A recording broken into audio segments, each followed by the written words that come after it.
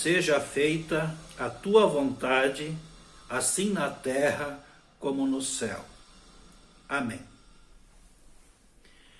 Toda a teologia e doutrina da oração está resumido nesta petição ensinada por Jesus no Pai Nosso. Nós podemos dividir todas as religiões, todas as crenças religiosas em dois grupos distintos. Antropocêntricas, isto é, que consideram o ser humano como centro do universo, e as teocêntricas, que consideram Deus o centro de tudo o que existe. Nas religiões antropocêntricas, o ser humano pretende forçar Deus ou deuses a fazer o que ele, o ser humano, quer. Deus existe para servir o ser humano. No antropocentrismo, o ser humano pretende forçar as divindades a realizarem os seus desejos por meio de ritos, magias, oferendas, promessas, sacrifícios e orações repetidas. E quando o ser humano manda, ordena e Deus obedece, estamos tratando de religião antropocêntrica. Quando exigimos que Deus cumpra com a nossa vontade e achamos que podemos forçá-lo a tanto por causa da grandeza da nossa fé, de qualquer mérito nosso, então aderimos à religião antropocêntrica. Com os lábios, então, oramos: seja feita a tua vontade, assim na terra como no céu. E no coração, na verdade, oramos: seja feita a minha vontade no céu, como eu a realizo aqui na terra. Como nós nos aproximamos de Deus em oração? Para realizar a nossa vontade ou para realizar a vontade de Deus? Jesus nos ensina a nos aproximarmos a Deus em oração para fazer a sua vontade, isto é, a vontade de Deus. E qual é a vontade de Deus? Como essa petição do Pai Nosso a respeito da vontade de Deus está inserida no Sermão do Monte, precisamos definir esta vontade no sentido que ela tem neste sermão de Jesus. O Sermão do Monte inicia em Mateus 4,17, onde Jesus afirmou: arrependei-vos, porque o reino do céu está perto. A vontade central de Deus, a vontade por excelência, é a redenção, a salvação do ser humano.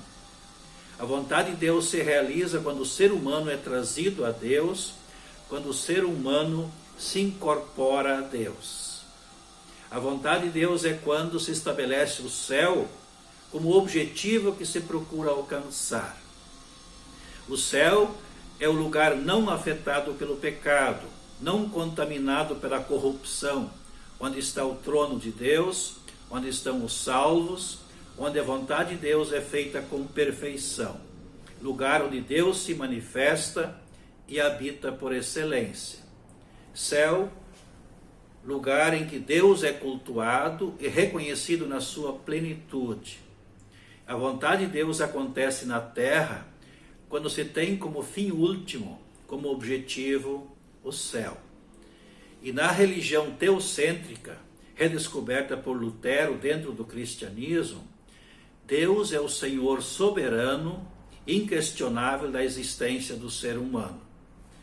Nesta petição, portanto, nos declaramos inteiramente submissos à vontade de Deus, vontade que é sempre boa, sempre visa a salvação eterna do ser humano, se bem que muitas vezes incompreensível para a razão, para a mente humana.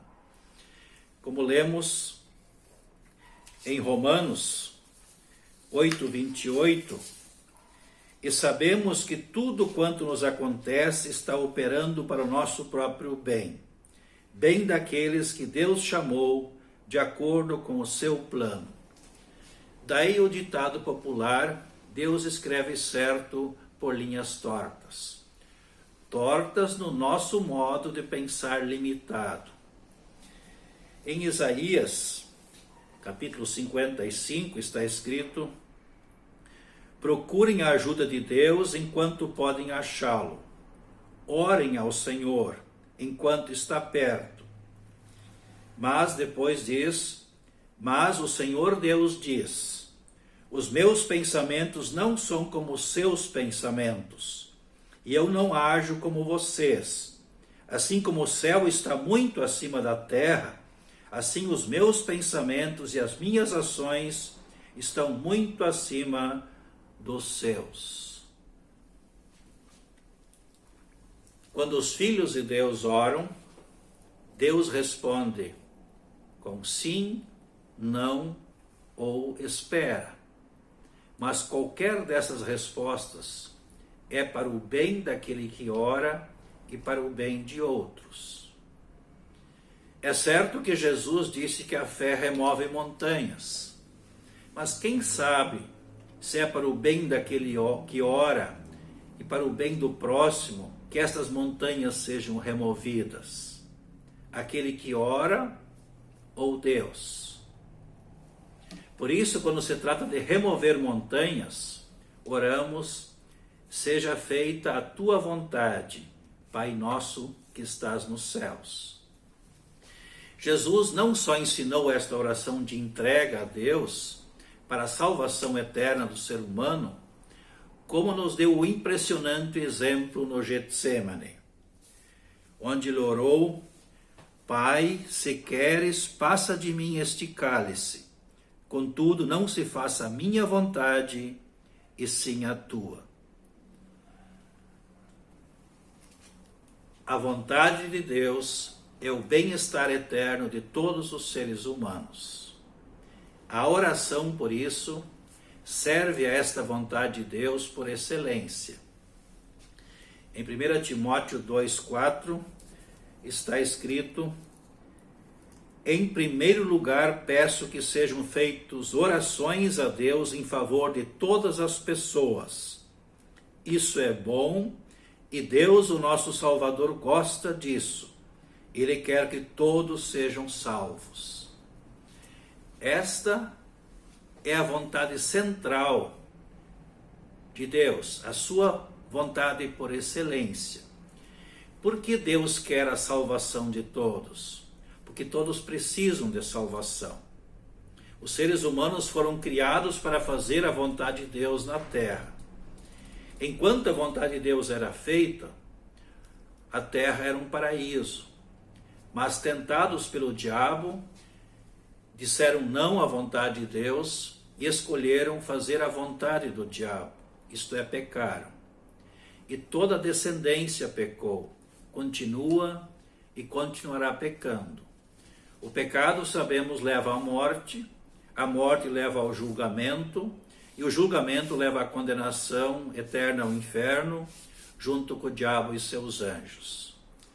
Mas o Filho de Deus veio ao mundo para fazer com perfeição a vontade de Deus, e assim, pela fé nele, nos libertar da culpa do pecado e suas consequências, possibilitando a vida eterna com Deus no céu, após esta vida neste mundo, para todos os que creem em Jesus como Deus e Salvador.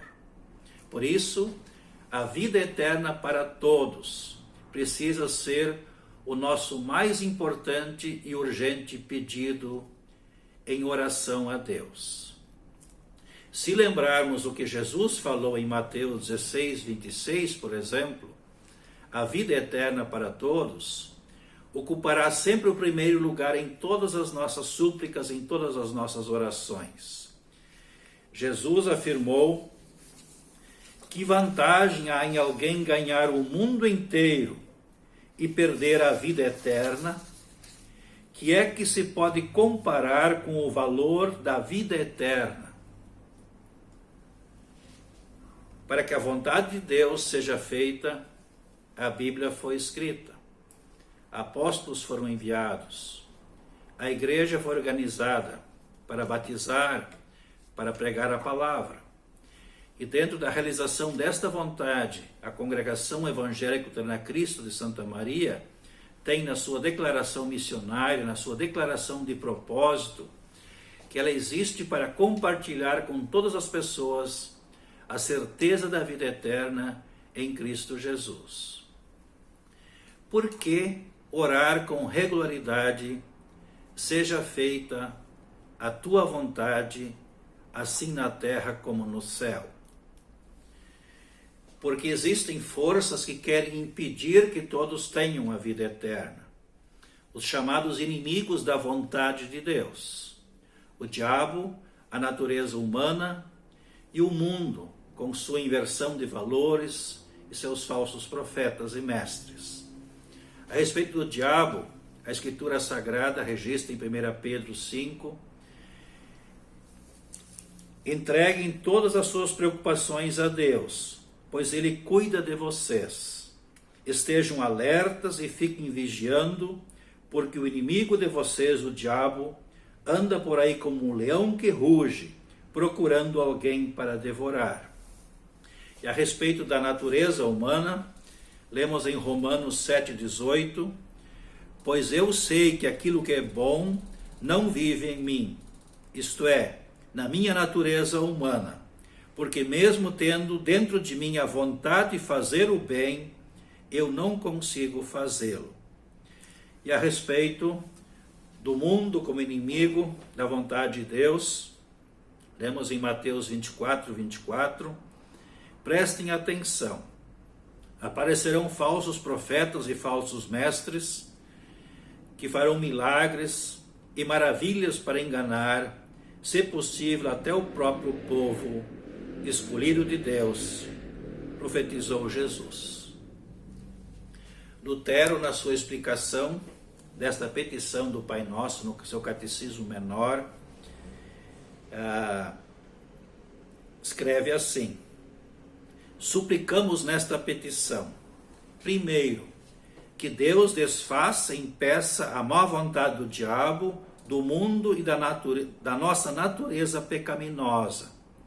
Segundo, suplicamos nesta petição que Deus nos fortaleça e nos preserve firmes na sua palavra e na fé até o fim, para que sempre façamos de boa mente a sua vontade, como a fazem os anjos no céu.